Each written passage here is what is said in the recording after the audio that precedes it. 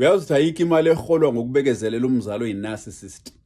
Akuholwa mali nje mfana kithi, akuholwa zindondo, akuklonyelwa, awukho umklomelo ukuthi hayi usibanibani wathola indondo yokuthi wabekezelela uma wakho oyi-narcissist. Qhela kulo mzali wakho oyi-narcissist. Akuholwa lutho.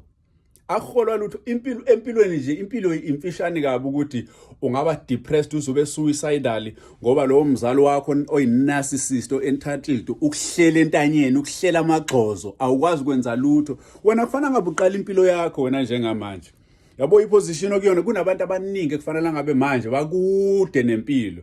Kodwa bayagqumfeza ufana nokuthi uthela amanzi esifeni. Yini? Yilo yamzali wakhe oyi-narcissist. Qhela nje kulowo mzali wakho oyi-narcissist, aholwa mali.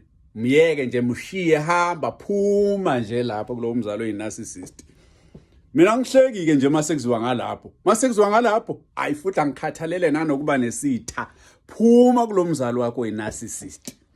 Lo mzali oyi-narcissist loyo, o-entitled, odemand izinto, ofuna ukufezekisa amaphupho akhe ngawe, othi into yomntanami eyami, bese kuliwe mangabe engayitholi. Hayi phuma kulowo mzali loyo.